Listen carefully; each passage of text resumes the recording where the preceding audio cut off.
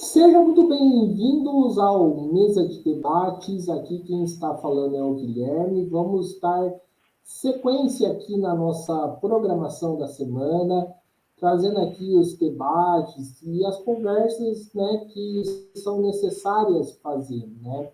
E vamos dar uma fugida aí, né, na nossa rotina eleitoral, mas sem esquecer de falar de política, né, claro, para a gente conversar aqui um pouco sobre educação antirracista, luta antirracista, né, e a importância que isso ganha hoje na nossa sociedade, mas que na sociedade brasileira, né, é algo fundamental, né? E para conversar sobre esse tema, né, convidei aqui a Tamires Maia, né, para falar um pouco aí a perspectiva dela sobre essa questão. Então, Tamires, antes da gente começar, por favor, fale um pouquinho aí de você. Bom, eu tenho 29 anos e há 8 anos eu atuo na luta antirracista aqui na minha cidade, de Taubaté. Faço parte de um coletivo que se chama Fórum de Igualdade Racial e a nossa pauta principal é a luta antirracista no ambiente escolar. Então, a gente é respaldado pela Lei 10.639/3, que traz a obrigatoriedade do ensino da cultura africana e afro-brasileira nos currículos escolares. Então, o que a gente faz, nada mais, nada menos, levar essa consciência, trazer para dentro do debate, para o centro do debate, discussões de racismo no ambiente escolar que, infelizmente, ainda não acontece. A lei existe, mas ela é muito pouco efetivada. Então, como compromisso de um movimento social, né, é isso que a gente faz, esse trabalho que a gente faz no ambiente escolar. Perfeito. E, Tamires, falar um pouquinho aí dessa lei, né? Qual que é a importância dela, né, no combate ao racismo, né, dentro da sociedade brasileira, que é fruto aí, né, da história da escravidão?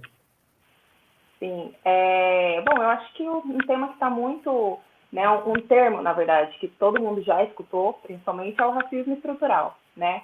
A principal causa da discussão antirracista que ela precisa acontecer é justamente por causa dessa construção social e racial que nós temos, né? Um pós-abolição muito mal feito, não teve uma forma de se inserir as pessoas negras na sociedade, elas foram simplesmente excluídas, então nós escolhemos políticas muito mal feitas para a população afro-brasileira. A importância da Lei 10.639 é trazer essa identidade cultural para a sociedade, né? Não só de combate ao racismo, mas também de identidade. Quando se tem identidade, se conhece a própria história, é uma forma de combater o racismo, né? Dentro dessa construção histórica, dentro dessas políticas públicas que são muito mal efetivas. Então, a forma mais fácil, né, de ir direto, ir contra o racismo é estar consciente da própria história. Então, a identidade cultural é a parte mais importante e a forma mais fácil também de se combater o racismo. Entendi. E, Tamires, em Taubaté, né, onde que você está, como que se dá aí essa lei, né? Essa lei é cumprida, né? E o quão que isso agrega, né, para a criança aprender a história, né, da cultura africana? Infelizmente, não só em Taubaté, como em qualquer município do Brasil, a Lei 10.639 ela não é efetiva, né, como eu falei. Aqui em Taubaté, a maioria das escolas que nós passamos, não só as municipais, como as estaduais, a maioria, muitas das vezes, até dos gestores, dos próprios profissionais de educação, às vezes não conhece a lei. Então, isso é mais um sinal de que ela é muito mal efetivada, né? Existe uma lei muito pouco efetivada e existem falhas nessa lei. Porque essa lei, ela não existe um artigo nessa lei que traz a formação dos docentes para atuação antirracista no ambiente escolar. Né? Então, o racismo, o crime racial no ambiente escolar, ele é o mais horrendo de todos. Né? Existem vários crimes que acontecem dentro da escola, várias formas de preconceito, mas o racismo, ele é muito presente no ambiente escolar, desde os primeiros anos. Né? e o professor, muitas das vezes, ele não reconhece esse crime racial que está acontecendo, ele joga para debaixo do tapete, ele não combate, mas não só pela construção histórica, né, que ele também está inserido nessa identidade racial, nessa construção racista também, mas também pela falta de formação. Então, essa é uma das primeiras falhas da lei. Aí, o que acontece? Essa responsabilidade cabe, muitas das vezes, aos movimentos raciais, que são pessoas como eu, como os meus colegas, como outros grupos, outros movimentos, que acabam fazendo a atuação antirracista respaldada na lei. Então, nós atuamos dessa forma, mas é uma coisa que a própria lei, né, o próprio sistema, o próprio Estado já deveria fazer. Né? Então, as escolas estaduais, tanto as municipais, de maioria, elas não têm um currículo escolar a educação da cultura africana e afro-brasileira. É muito pouco.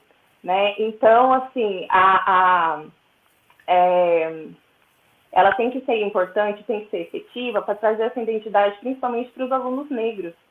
E nós temos um alto índice, por exemplo, em 2022, de 70% dos jovens fora do ambiente escolar serem negros. Então, nós temos também esse alto índice de abandono escolar, muitas das vezes pelos crimes que esses alunos negros presenciam, não só fisicamente, como emocionalmente, de forma brutal do racismo, né, faz com que o aluno abandone a escola. E aí o gestor ele não consegue assumir muitas das vezes esse crime, né, racial que está acontecendo ali no espaço, no ambiente escolar, que deveria ser acolhedor, que deveria ser multiplicador, e o aluno abandona a escola. Então, quando a gente chega, por exemplo, numa palestra, uma sala de aula que de maioria tem alunos negros, mas tem sala que a gente passa que tem muito mais alunos brancos do que negros. A gente já passou em escola particular também, que em sua maioria são alunos brancos, era 1 ou 2 de alunos negros, e as denúncias acontecem ali. Então, muitas das vezes, não se reconhece o racismo no dia a dia, mas quando chega alguém para falar sobre ele, as revelações começam a acontecer. Não só da pessoa assumir que é racista, que esse é o principal objetivo. Primeiro, a gente precisa se assumir racista para fazer a desconstrução. Então, a gente precisa ali no ambiente escolar que os próprios adolescentes, eles assumam que já teve atitude, posturas racistas, para aí a gente combater o racismo no ambiente escolar. E aquele aluno negro se sentir acolhido também. É preciso se sentir acolhido pela gestão da escola para se fazer a denúncia. Porque sem denúncia é como se ele não existisse, né? E aí continua sendo negligenciado, não só o aluno, como a situação em si. Então, é algo muito violento. O racismo no ambiente escolar, ele é muito violento mesmo. Ele acontece de formas de brincadeira, que é o racismo recreativo. Ele acontece por parte, muitas das vezes, dos professores também. A gente já passou em escola do próprio aluno falar que o professor de tal fez piada com o cabelo ou com o tom da pele. Então, o maior objetivo da educação antirracista é combater essa postura, né? E trazer a visibilidade, trazer o conhecimento histórico e levar aquela política pública para dentro do ambiente escolar, né? Que precisa acontecer de uma forma ou de outra. Certo. Você fala aí da questão das falhas, né, dessa lei, né, os problemas que ela tem, né, as brechas. Gostaria que você entrasse um pouco nesse tema. Desculpa, falhou um pouquinho. Vou pedir para você repetir. Tá, novamente. Você falou um pouco aí das falhas, né, dessa lei, dos problemas, contradições. Gostaria que você entrasse um pouco nesse ponto. Ah, sim.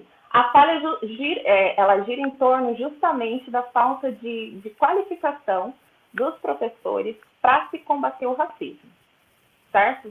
Continuar tratando o racismo como bullying não é um combate.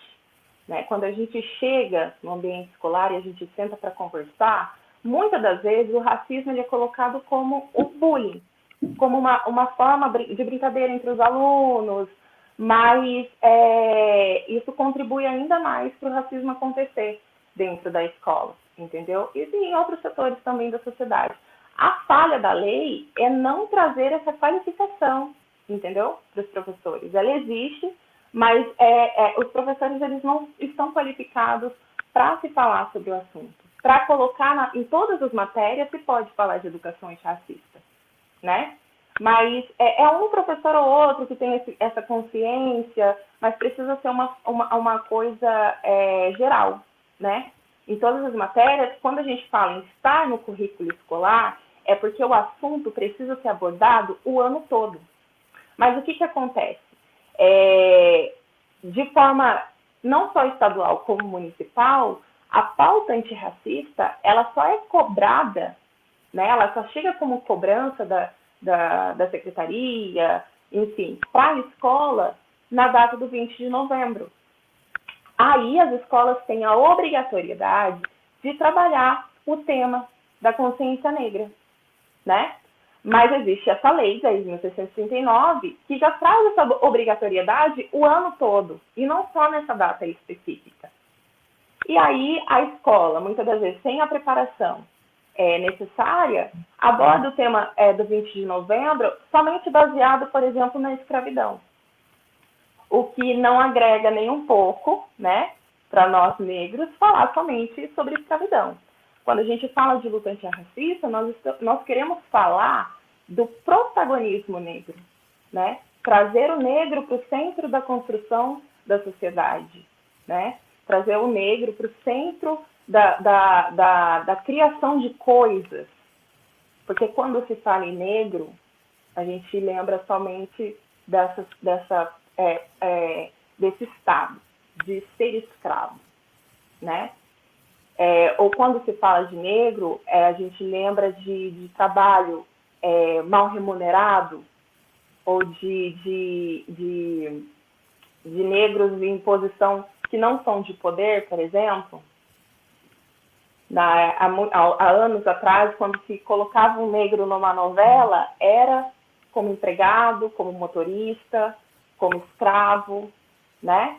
Hoje nós vemos toda essa representatividade, que também é de uma forma assim, forçada, porque o movimento cobra isso hoje, né? A gente vê as novelas da Globo, cheias de protagonistas negros, mas é justamente por causa dessa cobrança que a população negra agora faz, né?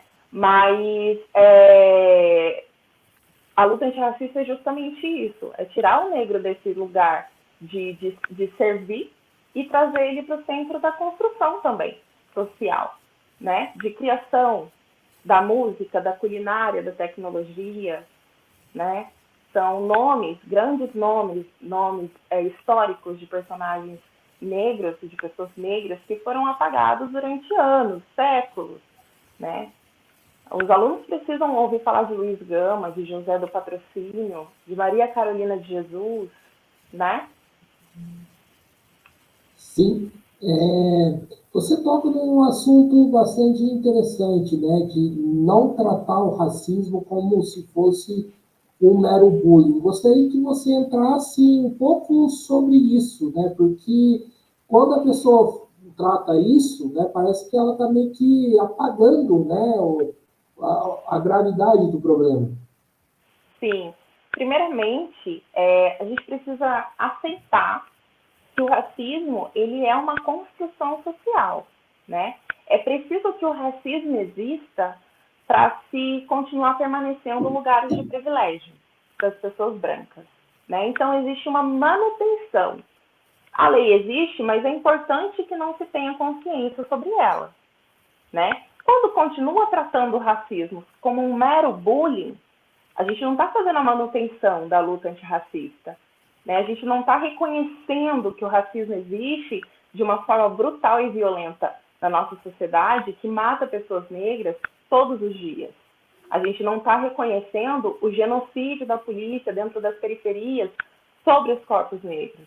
A gente não está reconhecendo que negros ganham bem menos que pessoas brancas, né? A gente não está reconhecendo a falha na saúde perante pessoas negras. A gente não está reconhecendo que em lugares de poder não existe pessoas negras, somente pessoas brancas, justamente para continuar fazendo a manutenção desse privilégio, né? Então, quando se trata o racismo como bullying, A gente está negligenciando muita coisa, a gente está negligenciando 60%, quase 60% da população brasileira, né? Então, não se assumir racista também é uma manutenção dessa violência. Tratar o racismo como bullying é uma manutenção de uma violência, né? Quando a gente se reconhece racista, entende qual foi o processo em pleno século XXI, 2024, né? Jovens, a cada 20 minutos um jovem negro morrer, não é uma coincidência, não é uma coisa que aconteceu ontem. Foram 3 séculos para isso acontecer, e em pleno século XXI se acontece a manutenção para isso continuar acontecendo em um país que é considerado um país das 3 raças, um país miscigenado. Essa romantização também da miscigenação é uma forma de é uma forma de manutenção do racismo, é uma forma de se manter privilégios, não se assumir racista. Quando a gente fala sobre miscigenação, fala sobre bullying, fala que isso é mimimi, é uma manutenção, entendeu? Certo. E, Tamires, acho que é impossível, né, não falar, né, em relação a esse tema sobre o papel das escolas cívico-militar, né? E gostaria que você entrasse, né? Porque se consegue implementar do jeito que o Tarcísio, né, e a extrema-direita querem, né, isso vai ser um retrocesso para essa questão, né? Não só para essa questão. Eu acho que o racismo ele fica bem pequeno perto disso, né? A escola cívico-militar ela é nada mais, nada menos do que, de fato, se criar mão de obra, né? Tirar o pensamento crítico de futuros adultos. A escola cívico-militar ela é uma violência contra a sociedade, contra a população, contra os jovens, né? Hoje eu presenciei uma aula incrível de um professor dentro da escola que eu trabalho, onde ele deu uma aula, ele é um professor de português, e ele falou muito bem sobre o pensamento crítico, como as formas de preconceito acontecem. Os alunos muito conscientes conseguiram citar nomes, coisas históricas, assim. Então, isso vai ser inexistente dentro de uma escola cívico-militar. Criar adultos com pensamento crítico, criar adultos que tenham consciência social, criar adultos que se preocupam com o próximo, criar adultos que não se vê apenas como mão de obra, porque é essa construção que a extrema-direita quer, né? Criar mão de obra, criar pessoas sem pensamento crítico, e a gente tem que combater isso, né? A nossa questão, a nossa ideologia agora, ela precisa ser ainda mais firme para a gente ir contra tudo isso e juntar forças, união, para combater esse retrocesso, porque é um retrocesso assim, gigante. Não só para a luta antirracista, mas para qualquer outro tema que seja humano, que seja sobre humanidade. Certo. E conversar, além disso, conversar sobre a questão, né, também do novo ensino médio. O quão prejudicial, né, essa reforma que aconteceu nas escolas pode ser aí para essa questão? Eu acho que ela bate muito também com a questão da escola cívico-militar, acho que é a mesma linha de pensamento. Sucatear o ensino médio, sucatear a educação, precarizar, negligenciar os jovens, os adolescentes, as crianças, né? Continuar negligenciando, é uma violência contra os adolescentes, essa reforma. Então, assim, quanto mais distante da realidade a sociedade ficar, quanto mais distante do que é real esses alunos, esses adolescentes, esses jovens ficarem, para os interessados é melhor, né? Eu acho que é basicamente a mesma linha de pensamento. Certo. E, né, continuando aqui a nossa conversa, né, sobre a questão da escola, eu já fui professor da rede pública estadual, né, E acho que é notório que grande maioria dos alunos são negros, né? Ou, né, grande maioria, né, mais ou menos 60%, 70%. E hoje, cada vez mais, a escola pública está virando o centro de mão de obra barata, né? A estrutura da escola e a função da escola, ela pode ser considerada também racista? Sim, é como eu falei no início, a nossa estrutura, nós fomos criados dentro dessa estrutura. Qualquer setor da sociedade é dentro dessa estrutura. Qualquer pessoa que esteja direcionando, liderando, qualquer coisa que seja, foi criado dentro dessa estrutura, né? Quando a gente chega dentro de uma escola, onde, por exemplo, tem 20, 30 alunos, 10 são negros, e a gente pergunta quem aqui se reconhece negro, ninguém levanta a mão. Por quê? Primeiramente, um medo de se assumir negro, né? Como eu falei, da identidade cultural e racial, ela é importante justamente por isso. Fazer com que o próprio negro sinta orgulho de ser negro. Quando eu falo que a gente não tinha esse orgulho lá atrás, pelo menos eu sou da década de 90, né, dos anos 90, nós não tínhamos esse reconhecimento. Porque a gente não quer se parecer com empregadas com subemprego, né? A gente não quer se parecer com uma pessoa que está apanhando na televisão. Então, quando a gente chega dentro dessa estrutura escolar, os alunos ainda são muito presos em relação à sua própria identidade. Não só por culpa culpa do próprio sistema, como também pela estrutura social que a escola também está inserida. Uma escola dentro de uma comunidade, por exemplo, o racismo ele começa também dentro da própria casa desse aluno negro, né? Quando ele chega na escola, ele sofre uma violência ainda maior por pessoas que estão no convívio dele ali por poucas horas, mas essa construção também está na casa dele, entendeu? E a escola, ela só colabora, muitas das vezes, para que esse aluno continue vivenciando essa violência. Não levando, eu acho que a responsabilidade da escola, como muitos falam aí, não é só ensinar português, matemática, ciência e geografia. Como eu falo, a escola ela precisa ser multiplicadora.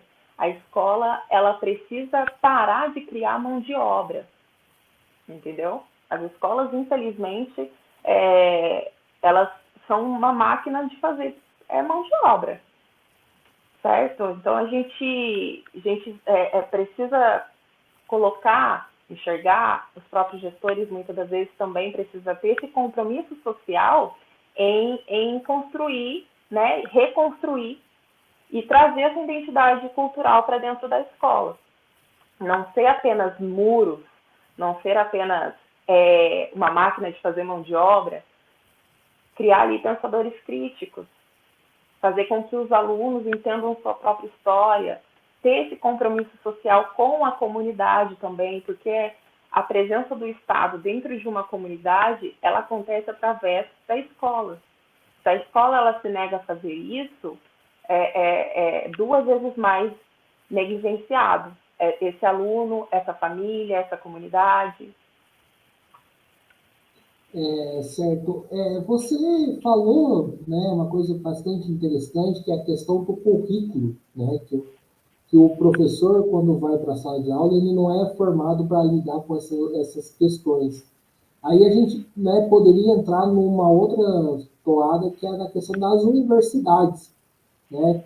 Como que as universidades lidam com esse tema? Olha, eu acredito que em questão das universidades, o tema ele esteja um pouco mais avançado, né? Até porque nós temos um número muito maior de negros frequentando a universidade. Então, a política pública ela já começa a acontecer aí, quando as pessoas negras hoje conseguem estar em um número maior dentro da universidade. Então, a universidade, muitas das vezes, ela já traz esse compromisso de inclusão, de identidade para o tema, né? Traz a luta antirracista também para dentro do debate. A gente tem uma USP, por exemplo, que né, lá atrás já negou ter um aluno negro, né? Para quem não conhece a história de Luiz Gama, que era um advogado abolicionista, ele foi negado a estudar, justamente nessa universidade que hoje tem bastante, em sua maioria, não em sua maioria, seria demais, né? Mas tem um bom número de estudantes negros. Então, essa já é uma efetivação de uma política pública, né? E essa realidade, eu acho que já é automática a discussão da luta antirracista. Não tem como não se debater isso dentro de uma universidade. Certo, mas então aonde está o problema do currículo, da preparação do professor? É, a lei 10.639, como a gente fala, é uma obrigatoriedade. Quando você pega o currículo escolar, que é aquela demanda, aquela programação do que vai acontecer de ensino durante o ano, não tem dentro desse currículo escolar essa lei funcionando. Não existe temas dentro dessas matérias que vá trazer esse ensino da cultura africana e afro-brasileira para o aluno, entendeu? Como eu falei para você, ela só acontece no 20 de novembro, que seria sobre a consciência negra. Essa é a falha do currículo escolar. Essa é a falha também da preparação dos professores, porque não estou dizendo que eles são os culpados, mas é que de fato não existe essa preparação para o profissional chegar dentro de uma sala de aula, em algum momento da aula dele ou do semestre, ele entrar no tema que agregue para a luta antirracista, que agregue para o conhecimento da nossa história, entendeu? Da cultura afro-brasileira. Porque tudo que a gente consome no dia a dia está ligado à cultura afro-brasileira, né? Até as palavras que a gente usa no dia a dia. Então, essa não efetivação dentro do currículo escolar, ela continua fazendo o apagamento histórico. A não efetivação continua fazendo a manutenção para que o racismo aconteça. Porque o racismo ele vai girando em torno de coisas negativas em relação ao negro, né?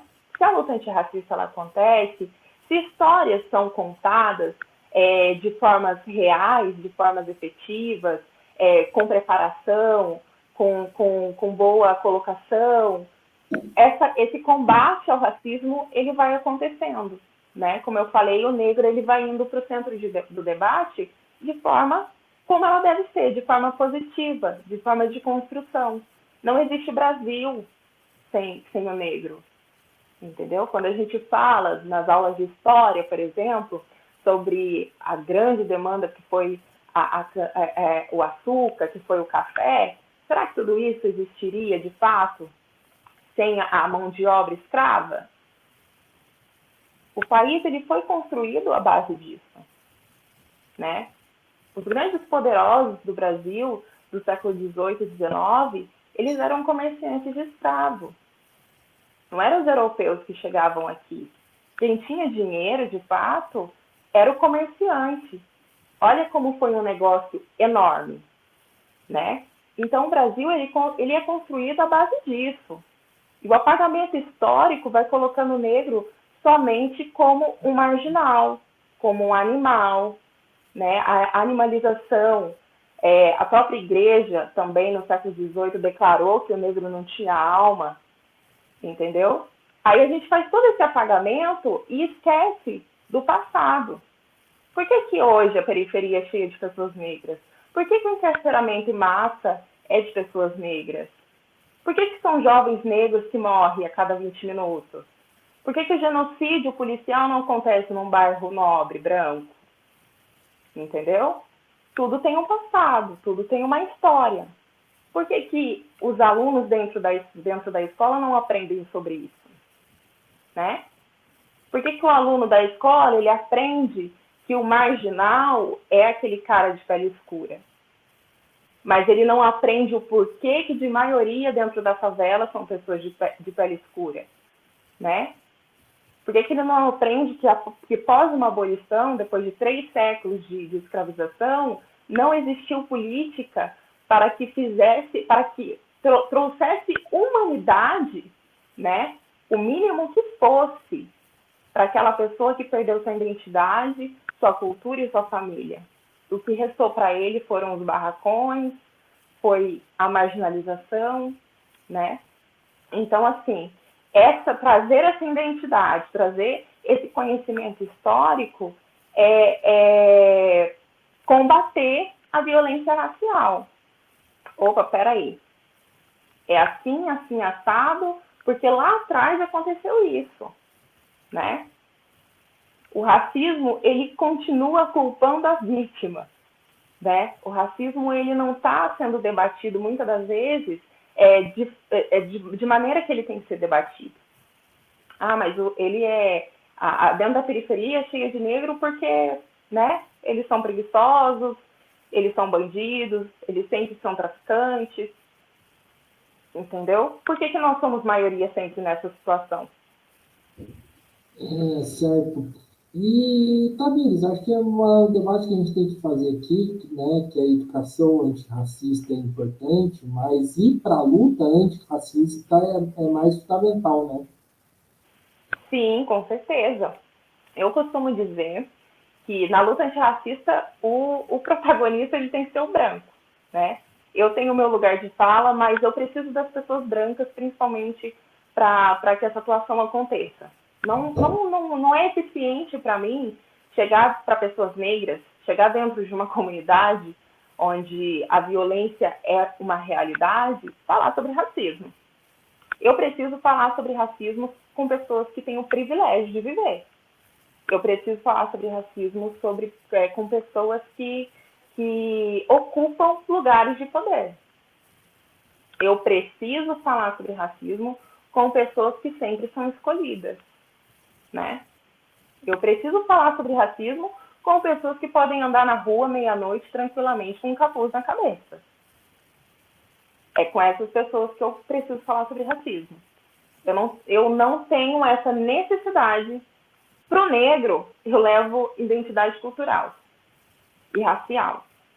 Para o branco, eu preciso que ele seja antirracista, né?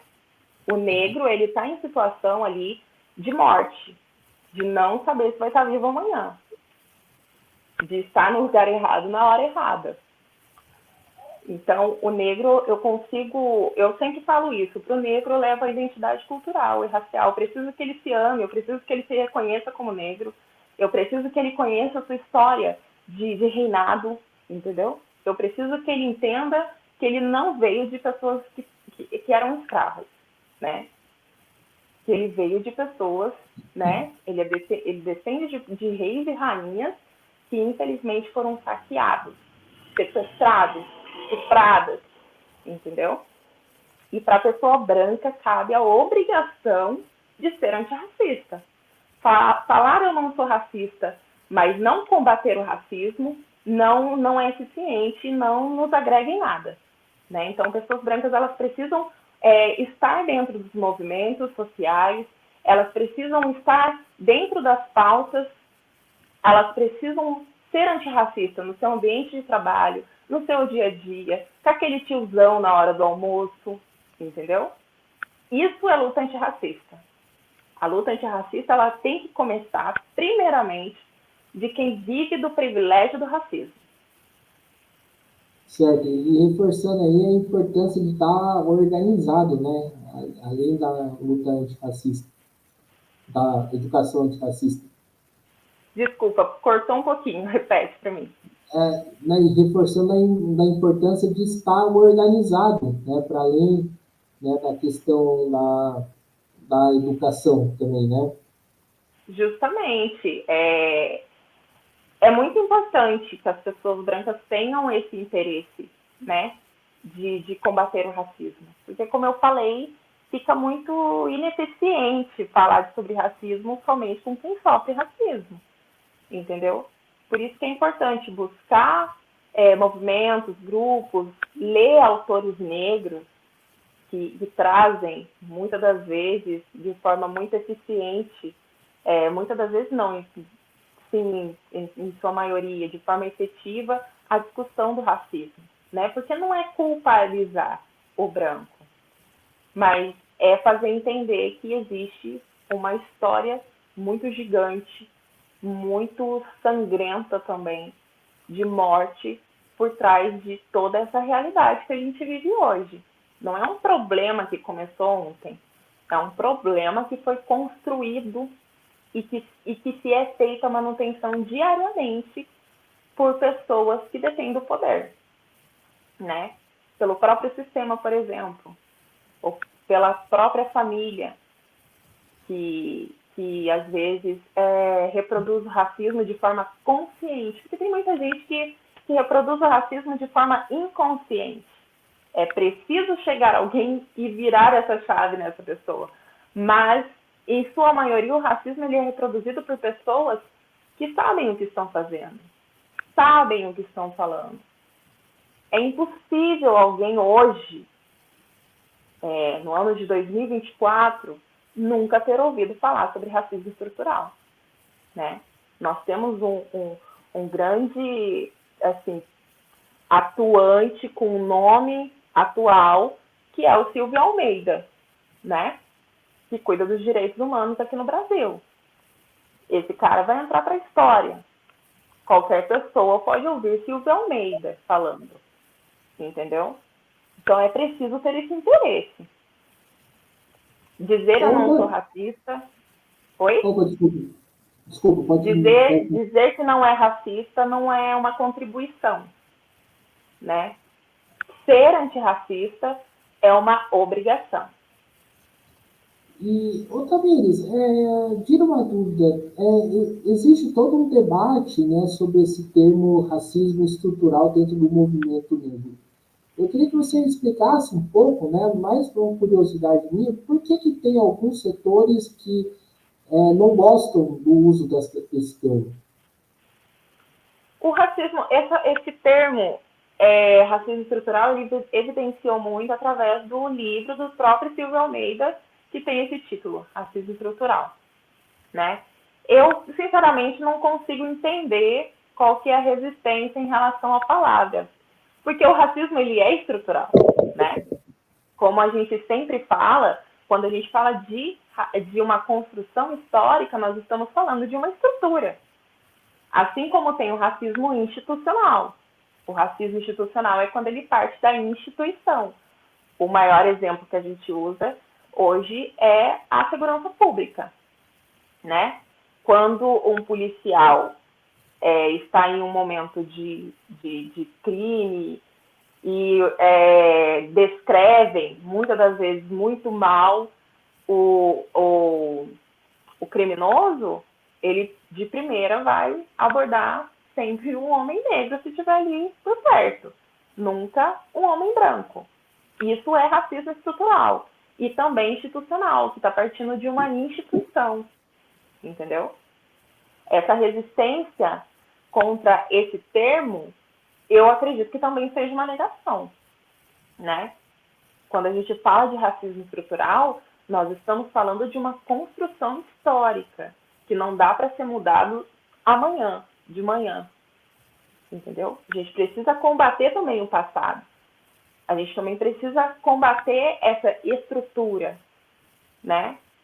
Lá atrás, nesse processo, por exemplo, de abolição, se existiu leis que elas não eram tão bem efetivas, assim como a lei da 1639, ela existe, mas ela precisa ser efetiva. As leis que aconteceram no processo de abolição, elas contribuíram para o racismo estrutural também, né? A lei do Feijó, a lei Eusébio de Queiroz, a lei do ventre livre, né? Onde negros nascidos a partir de certo ano já seriam livres, mas isso era uma mentira. Continuava se marginalizando e animalizando, né? Deixando sem alma aqueles seres humanos que eram pretos, né? E isso tudo foi alimentando esse racismo estrutural. O racismo estrutural, ele também é uma forma de se manter o privilégio. Negar o racismo estrutural é uma forma de se manter o privilégio. Certo. E, e aí vai a pergunta, né? É possível acabar com o racismo no Brasil? E se sim, como? Não. A resposta é: eu sempre escuto essa pergunta. Não é possível acabar com o racismo no Brasil.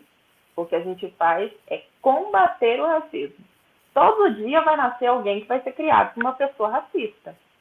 Não se nasce racista, né? Isso aí todo mundo já ouviu.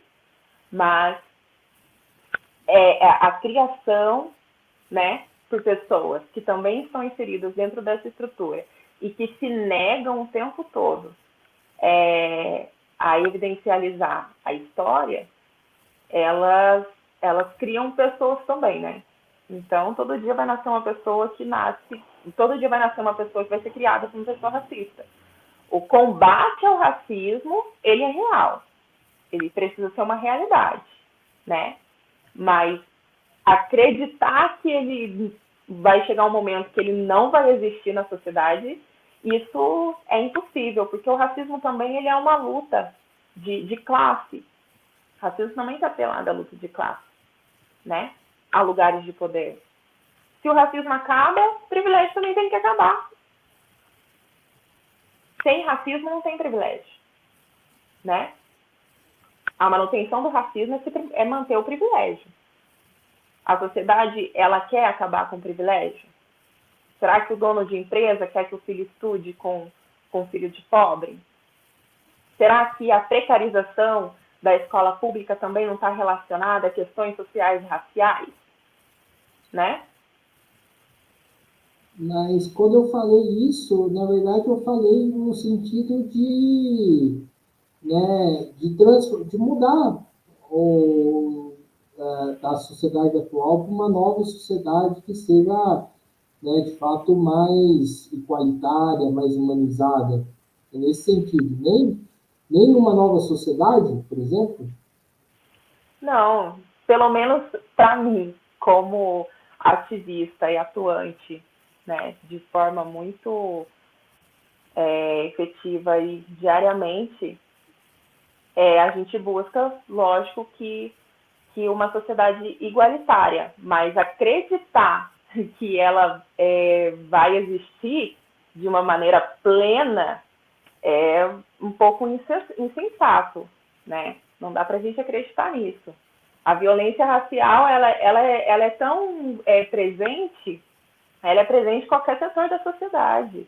E como eu falei, combater o racismo é muito importante, mas a gente precisa fazer isso de maneira consciente. Eu não posso falar sobre racismo acreditando que em uma nova sociedade ou com as gerações que estão aí nos primeiros ensinos, eles vão viver em um mundo sem racismo. Eu tenho uma filha de 4 anos e eu preparo ela de forma muito crítica, principalmente, para ela ser uma menina negra, né? Eu tenho uma filha negra, para ela saber conviver com isso, enfrentar isso, combater isso. O que nós podemos acreditar é em uma sociedade que combata o racismo assim, de uma forma que seja natural, o combate ao racismo, né? Não que eu me sinta muitas das vezes, quando eu vou falar de luta antirracista, vendendo um produto. Parece que eu preciso implorar para a pessoa que ela precisa ser antirracista, ou implorar para aquela instituição que ela precisa aplicar a Lei 10.639. O combate à luta ao racismo, ele precisa ser uma coisa efetiva e natural no nosso dia a dia, nos mínimos detalhes, desde a hora que você vai na padaria de manhã até a hora que você para num posto para abastecer, entendeu?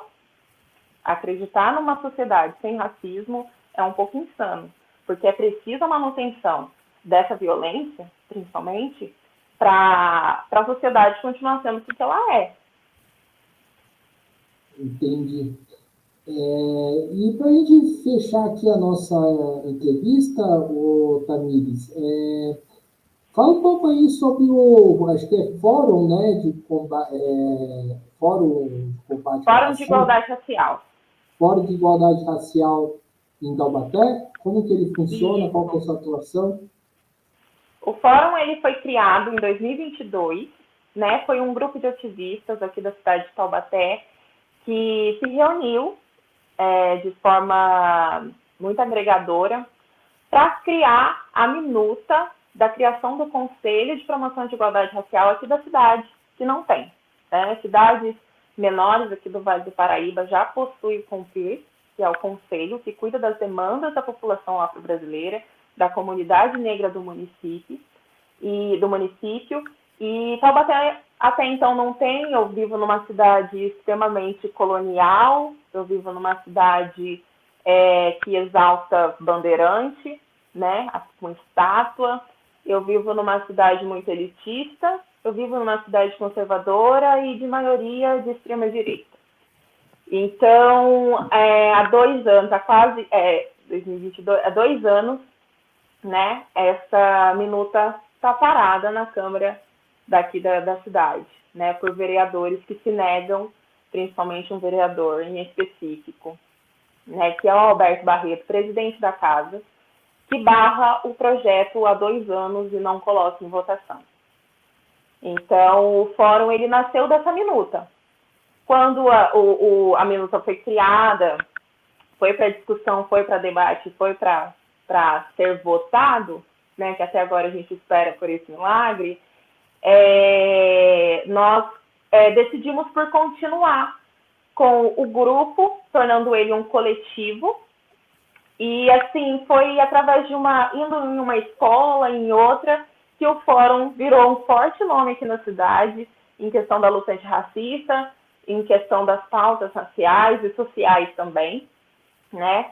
E a gente já passou em praticamente todas as escolas da cidade, nas cidades vizinhas também a gente vai, e essa é a atuação mais forte do coletivo, né? A gente começou com um pequeno projeto, que era para existir já, mas ainda não existe, por pessoas que, infelizmente, não se assumem racistas, continuam ali fazendo a manutenção, isso é manutenção também do racismo, né? Elas não se assumem racistas, não assumem que sua postura também pode ser racista, e aí a minuta não foi votada, esse projeto ainda não foi votado, então Taubaté continua sem conselho ainda, Pinda já tem, Jacareí, Caçapava, São José dos Campos tem conselho, Caçapava tem a comunidade negra, né?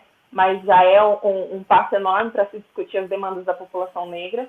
E Taubaté é uma cidade de 300 mil habitantes, não tem.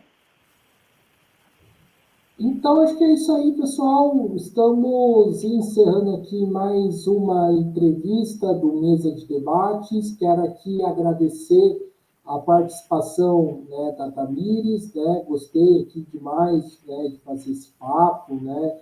Acho que reforça aí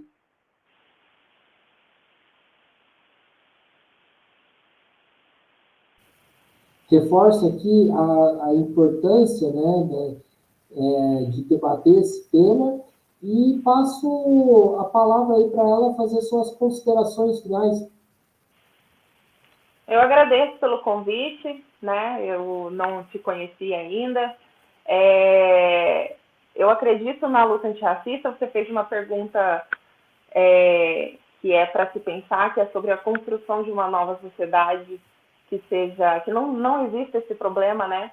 Mas o mais importante é o hoje, que é fazer atuação contra o racismo, contra a desigualdade, contra as violências que são praticadas contra minorias, né? Lembrando que minorias não é no sentido de quantidade, e sim qualitativamente, né? As minorias que representam de fato a sociedade, como os trabalhadores, por exemplo. Então, o apelo que eu faço é para que você, né, e todo mundo seja antirracista, tenha consciência da nossa história, do nosso processo cultural, e que isso seja uma coisa natural no nosso dia a dia, que é combater todo tipo de forma, toda forma de preconceito e principalmente as violências raciais. Então, maravilha. Então, mais uma vez aqui agradecendo a Tamires, também agradecendo a você que estiver nos assistindo. Peço que se inscreva no canal podcast Mesa de Debates de Tudo Um Pouco e acompanhe o nosso trabalho. Você pode apoiar a gente se inscrevendo no canal, curtindo esse vídeo, comentando, compartilhando. E também segue a gente nas nossas redes sociais. Nós estamos no Facebook, TikTok, Instagram e no Quai. E quem puder, contribua aqui com o nosso Pix, o Pix do Mesa de Debates, 385-007-028-00 CPF. Então é isso aí, pessoal. Por hoje é só. Um forte abraço e fui!